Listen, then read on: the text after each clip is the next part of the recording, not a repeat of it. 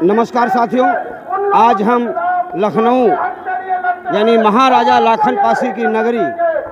में मौजूद हैं। बाजू में महाराजा बिजली पासी का किला है और उसके उत्तर तरफ काशीराम उपवन है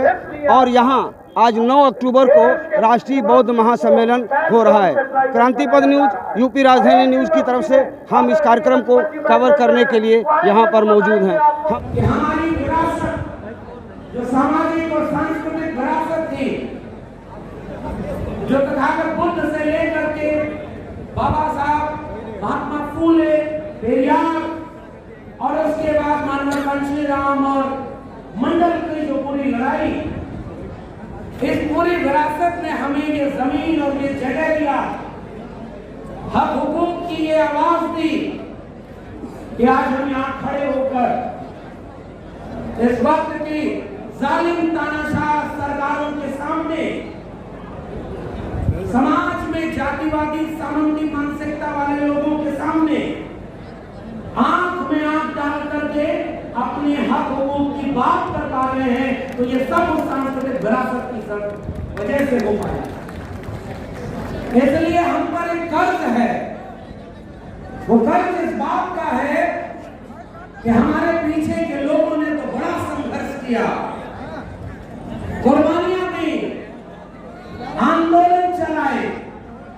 बिखरे हुए लोगों को जोड़ा और आज हमें यहां तक पहुंचाया है। अब हमारे सामने ये चुनौती है कि क्या हम इस कारवां को, जिसे बाबा साहब ने अपने आखिरी संबोधनों में अपील करते हुए हमारे सामने एक चुनौती की तरह रखा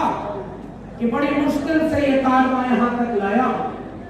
इसे आगे ले जाना,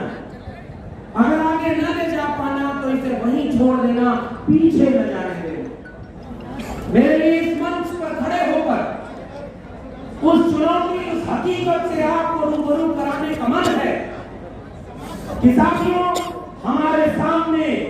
हमारे संघर्षों का हजारों साल पुराना कारवां, जिसके दम पर हम यहां तक पहुंचे, आज हमारी आंखों के सामने वो मीलों पीछे ले जाया जा रहा है। और इसलिए इस मंच पर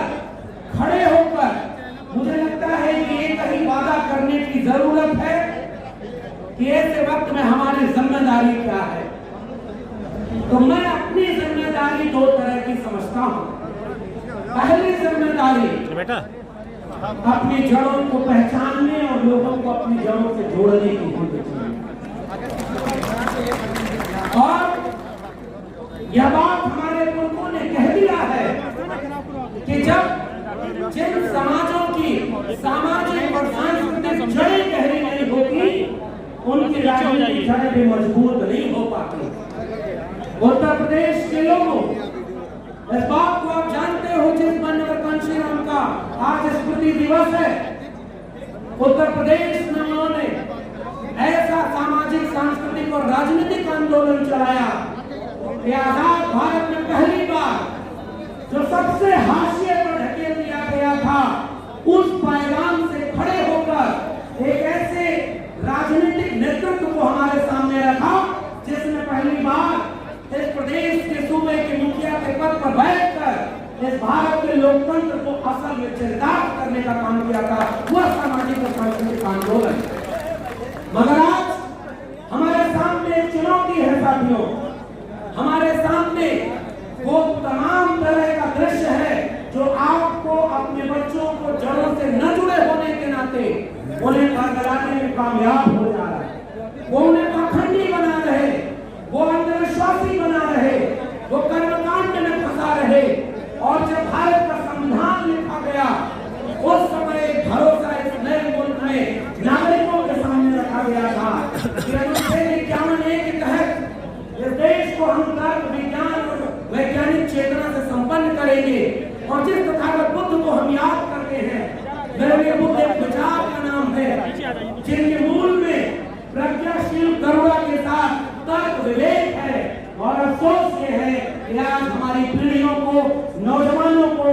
कामड़ ढोने से लेकर मूर्ति पूजा और अंधविश्वास में फंसाकर ये दावा किया जा रहा है कि हम सब हिंदू हैं। इसलिए पहली चुनौती कबूल करिए कि पहली चुनौती इस बात की है कि अपने इतिहास को, अपने जड़ों को अपने घरों तक पहुंचाइए। और वह चुनौती तब साकार होगी जब इन सारे लोगों के लिखे हुए को, उनके विचारों को यानी किताबों के जरिए घर घर पहुंचाया जाएगा। वरना गमले में लगे हुए पौधे एक वक्त के बाद मुरझा जाते हैं। इन पौधों को जमीन में लगाइए ताकि उनकी जड़ें अपने आप फैलती चली जाएं और एक विशाल वृक्ष बने। दवाई, पढ़ाई, कमाई, सिंचाई के मुद्दे पर भारत के संविधान और मंडल कमीशन को बचाने के लिए घर